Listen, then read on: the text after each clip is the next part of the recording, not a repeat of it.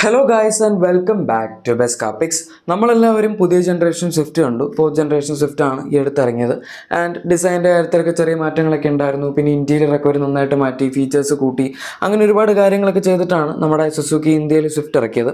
പക്ഷേ എന്നാൽ സാധാരണഗതിയിൽ മിക്കവാറും ഒക്കെ സ്വിഫ്റ്റ് അപ്ഡേറ്റ് ചെയ്ത് കഴിഞ്ഞതിന് ശേഷം നമുക്ക് പെട്ടെന്ന് തന്നെ ഡിസൈറിലും ഒരു പുതിയ ജനറേഷൻ ചേഞ്ച് കിട്ടാറുണ്ട്. അങ്ങനെ തന്നെയാണ് ഇനിയും സംഭവിക്കാൻ പോകുന്നത്. നമ്മുടെ പുതിയ ജനറേഷൻ ഡിസൈറൊക്കെ ഇപ്പോൾ ടെസ്റ്റിങ്ങിൻ്റെ ഭാഗമായിട്ട് പല സ്ഥലങ്ങളിലും സ്പോട്ട് ചെയ്യപ്പെട്ടിട്ടുണ്ട്. ബൈ ദ ബൈ, ഇപ്പോൾ നിങ്ങൾ കാണുന്ന ഒറിജിനൽ വണ്ടിയല്ല, ഇത് റെൻഡേഴ്സിലൂടെ നമുക്കിപ്പോൾ ഈ അടുത്ത് സർക്കുലേറ്റ് ചെയ്തൊക്കെ കിട്ടിയ ഇമേജസ് ആണ്. ഇപ്പോൾ ഇത് കറക്റ്റ് ഒറിജിനൽ വണ്ടിയാണ് എന്ന് വിചാരിക്കരുത്. പക്ഷേ ഒറിജിനൽ വണ്ടി എപ്പോഴായിരിക്കും ലോഞ്ച് ആവുന്നത്, അതുപോലെ സ്വിഫ്റ്റ് വെച്ച് കമ്പയർ ചെയ്യുമ്പോൾ ഇതിന് എന്തൊക്കെ ഡിഫറൻസ് ഉണ്ടാവാം, പ്രൈസ് എങ്ങനെയൊക്കെ ആവാം, ഇത്തരത്തിലുള്ള കാര്യങ്ങളൊക്കെയാണ് നമ്മൾ ഇന്നത്തെ വീഡിയോയിലൂടെ ഡിസ്കസ് ചെയ്യാൻ പോകുന്നത്. ഇതിന് സ്പൈ ഷോട്ട്സിന് മുമ്പൊക്കെ കുറേ വന്നിട്ടുണ്ടായിരുന്നു, നിങ്ങൾ കണ്ടിട്ടുണ്ടോ എന്നെനിക്കറിയില്ല. അത് വെച്ച് നോക്കുകയാണെങ്കിൽ ഈ വാഹനത്തിൻ്റെ ഡിസൈൻ, ഇപ്പോൾ ഫ്രണ്ടിലത്തെ ഡിസൈൻ നമുക്കറിയാം, മിക്ക ജനറേഷൻസിലും അവർ ഫ്രണ്ട് പ്രൊഫൈൽ വളരെ സിമിലർ ആയിട്ട് തന്നെയാണ് വെക്കാറ്. കൂടിപ്പോയ ബമ്പറിനകത്ത് എന്തെങ്കിലും ചെറിയ ഡിഫറൻസ് കൊടുക്കും, അതുപോലെ ഗ്രില്ലിൻ്റെ അകത്ത് എന്തെങ്കിലുമൊക്കെ ചെറിയ അഡീഷണൽ സംഭവങ്ങൾ കൊടുക്കും. അതാണ് ഇതുവരെ നമ്മൾ കണ്ടിട്ടുള്ളത്. ഈ വാഹനത്തിൻ്റെ കേസിൽ അങ്ങനെ തന്നെ ആയിരിക്കും. ഇപ്പോൾ ഈ ഒരു ടെസ്റ്റിംഗ് മോഡൽ കണ്ടു കഴിഞ്ഞാൽ ഇതിൻ്റെ അകത്ത് അങ്ങനെ പ്രത്യേകിച്ചൊന്നും ഡിഫറൻഷ്യേറ്റ് ചെയ്യാൻ പറ്റില്ല. കാരണം ആകെപ്പാടെ ഈ എഞ്ചിന് ബ്രീത്ത് ചെയ്യാനുള്ള കുറച്ച് പോർഷൻ, അതായത് എയർ ഇൻടേക്ക് മാത്രമാണ് അവർ കുറച്ച് ഫ്രീ ആയിട്ട് കൊടുത്തിരിക്കുന്നത്. ബാക്കി സാധനങ്ങളൊക്കെ നല്ല കട്ടയ്ക്ക് കവർ ചെയ്ത് വെച്ചിട്ടുണ്ട്. പക്ഷേ എന്നാൽ ഇതിൻ്റെ അകത്ത് നമുക്ക് ബാക്കി സാധനങ്ങളൊക്കെ നോക്കിക്കഴിഞ്ഞാൽ കാണാൻ പറ്റും. ഇപ്പോൾ തീർച്ചയായും ഹെഡ്ലൈറ്റിൻ്റെ ഡിസൈനൊക്കെ സെയിം തന്നെയായിരിക്കും. ഫ്രണ്ടിൽ നമുക്ക് സ്വിഫ്റ്റിൽ കിട്ടുന്ന പോലെ LED പ്രൊജക്ടർ, ഫോഗ് ലാംപ്സ്, അതുപോലെ LED ഹെഡ് ലാംപ്സ് തുടങ്ങിയ കാര്യങ്ങളൊക്കെ ഈ ഒരു വാഹനത്തിലും കിട്ടും. പക്ഷേ അതല്ല രസം, നമുക്ക് സ്വിഫ്റ്റിൽ കിട്ടാത്ത ഒരു സംഭവമുണ്ട്, സൺറൂഫ്. ഈ വാഹനത്തിൻ്റെ റൂഫിലേക്ക് നോക്കുകയാണെങ്കിൽ നമുക്ക് അവിടെ സൺറൂഫിന് വേണ്ടിയുള്ള ഒരു കട്ടൗട്ട് കാണാൻ പറ്റും. കുറച്ച് സ്ഥലത്ത് അവർ ക്യാമഫ്ലാജ് ചെയ്തിട്ടില്ല. ആൻഡ് തീർച്ചയായും അത് സൺറൂഫിന് വേണ്ടി തന്നെ ആയിരിക്കും. ഇഷ്ടംപോലെ റൂമേഴ്സ് ഉണ്ട്. അതുപോലെ ലീഗ് ഇമേജിലൂടെ, ചില ഇമേജിലൂടെയൊക്കെ നമുക്ക് സൺറൂഫ് വളരെ നീറ്റായിട്ട് കാണാനും പറ്റുന്നുണ്ട്.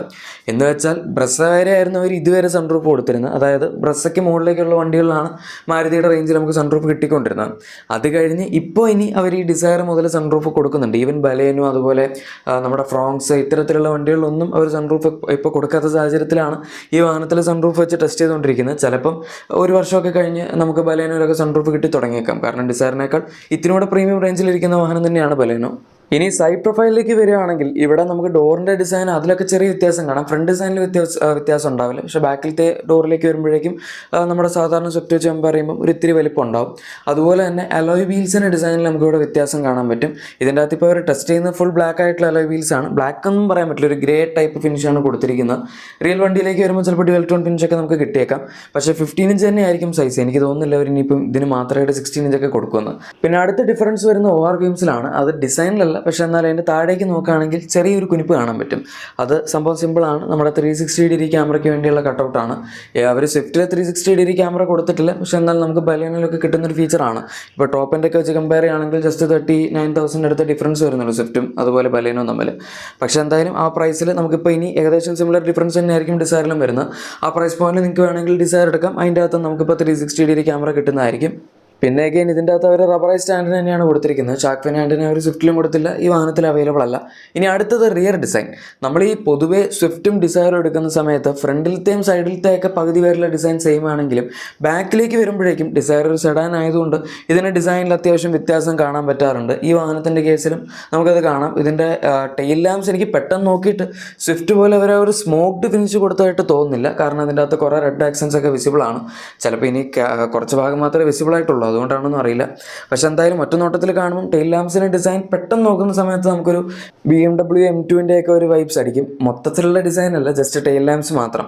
ബാക്കിലത്തെ ഡിസൈൻ ഇപ്പം അവർ വലിയൊരു അപ്ഡേറ്റ് വരുത്തിയായിട്ട് എനിക്ക് തോന്നുന്നില്ല. നേരത്തെ ഡിസൈറിൽ ഉണ്ടായിരുന്നതും ഏകദേശം ഒരു സിമിലർ ഷേപ്പ് തന്നെയാണ്. ഇതിൻ്റെ അകത്ത് പിന്നെ സ്പോയിലർ പോലെ ചെറുതായിട്ടൊന്ന് പൊങ്ങി നിൽക്കുന്ന രീതിയിൽ അവരൊരു ഡിസൈൻ ട്രീറ്റ്മെൻറ്റ് പോലെ കൊടുത്തിട്ടുണ്ട്. പക്ഷേ again അത് ഒറിജിനൽ സ്പോയിലർ ആയിരിക്കണമെന്നില്ല, ജസ്റ്റ് ഒരു ഡിസൈൻ പാറ്റേൺ പോലെ കൊടുത്തായിരിക്കും. ഗൈസ്, അപ്പോൾ ഇത്രയും കാര്യങ്ങളാണ് നമുക്ക് ഈ വാഹനത്തിൻ്റെ എക്സ്റ്റീരിയറിനെ പറ്റി പറയാൻ പറ്റുന്നത്.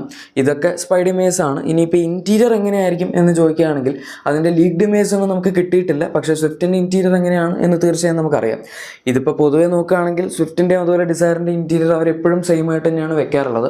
എന്തെങ്കിലും ഡിഫറൻസ് ഉണ്ടെങ്കിൽ അത് കളർ തീമിൻ്റെ കാര്യത്തിലായിരിക്കും. മിക്കവാറൊക്കെ സ്വിഫ്റ്റിന് അവർ ഓൾ ബ്ലാക്ക് ഇൻറ്റീരിയേഴ്സ് കൊടുക്കും.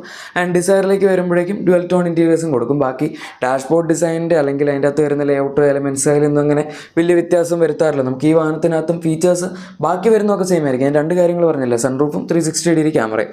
അത് മാത്രമേ ഇതിൻ്റെ അകത്ത് അഡീഷണൽ വരുന്നുണ്ടാവുള്ളൂ. ബാക്കി ഇപ്പോൾ ഇൻസ്റ്റന്റ് ക്ലസ്റ്റർ, അതുപോലെ 9 ഇഞ്ചസിൻ്റെ smart play pro plus infotainment system, പിന്നെ നമ്മുടെ AC കൺട്രോൾസ്, അതായത് ക്ലൈമറ്റ് കൺട്രോളിന് അപ്പ് ആൻഡ് ഡൗൺ കൺട്രോൾസ്, പിന്നെ ക്രൂസ് കൺട്രോൾ ആയാലും സ്റ്റിയറിംഗ് മോണിറ്റർ കൺട്രോൾസ് ആയാലും സ്റ്റിയറിംഗ് വീലിൻ്റെ ഡിസൈൻ, അങ്ങനത്തെ സാധനങ്ങളൊക്കെ ഉണ്ടല്ലോ. പൊതുവേ നമുക്ക് ജസ്റ്റ് ഇൻറ്റീരിയർ എന്ന് പറഞ്ഞാൽ സമയം ഇത്തരത്തിലുള്ള കാര്യങ്ങളൊക്കെ ഡിസൈറിൽ തീർച്ചയായും സിമിലർ ആയിരിക്കും.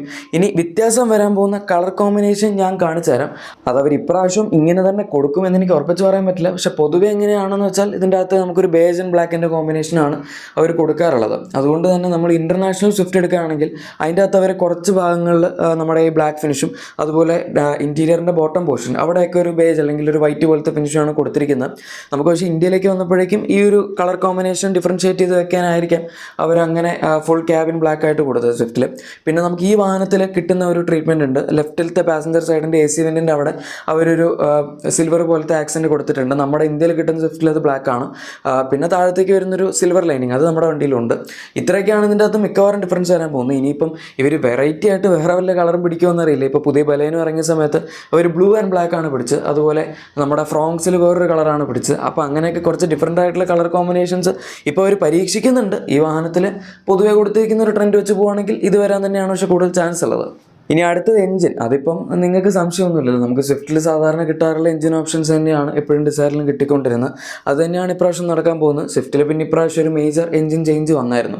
Z12E എന്ന് പറയുന്ന പുതിയ Z സീരീസ് എഞ്ചിനാണ് അവർ നമ്മുടെ പുതിയ ജനറേഷൻ സ്വിഫ്റ്റിൽ കൊടുത്തത്. ഇതിൻ്റെ ഒരു പ്രത്യേകത എന്ന് പറയാൻ പറ്റുമെന്ന് എനിക്കറിയില്ല. പക്ഷേ എന്തായാലും എഞ്ചിൻ 3 സിലിണ്ടർ ആണ്.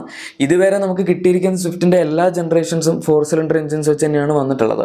ഇതിപ്പോൾ ആദ്യമായിട്ടാണ് ഒരു 3 സിലിണ്ടർ എഞ്ചിൻ കൊടുക്കുന്നത്. 1.2 ലിറ്റർ ഡിസ്പ്ലേസ്മെൻ്റ് ആണ് ഇതിൻ്റെ അകത്ത് വരുന്നത്. അതിലൊന്നും പ്രശ്നമില്ല. പക്ഷേ എന്നാൽ 3 സിലിണ്ടർ ആയതുകൊണ്ടുള്ള ഒരു ഇത്തിരി വൈബ്രേഷൻസ് ഇൻക്രീസ് ചെയ്തും അങ്ങനത്തെ കുറച്ച് സംഭവങ്ങളും. പിന്നെ പവർ ഒബ്വിയസ്ലി കുറഞ്ഞിട്ടുണ്ട്. 80.5 bhp അടുത്താണ് ഇതിന് പവർ വരുന്നത്. അതുപോലെ ടോർക്കും 111.7 ന്യൂട്ടൺ മീറ്റേഴ്സ് ആണ്.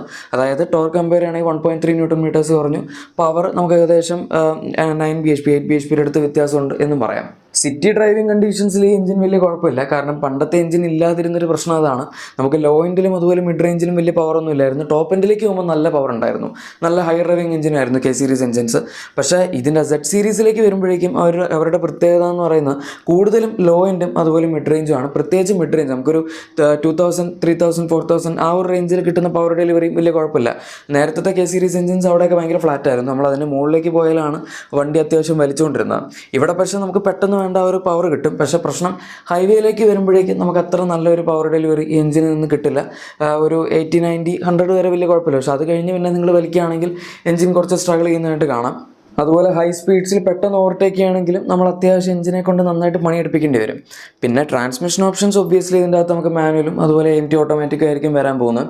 ഇനി ലോഞ്ച് ഡേറ്റ് ഈ വർഷത്തിൻ്റെ അവസാനം, അതായത് സെക്കൻഡ് ഹാഫ് ഓഫ് 2024 ആകുമ്പോഴേക്കും പുതിയ ഡിസയർ വരും എന്നാണ് പറയുന്നത്. ടെസ്റ്റിംഗ് ഒക്കെ നടക്കുന്നുണ്ട് ഒബ്വിയസ്ലി, അത് നമുക്കറിയാം.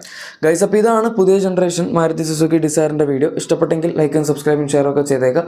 നമുക്ക് മറ്റൊരു വീഡിയോയിൽ കാണാം. Thank you for watching my video and good bye.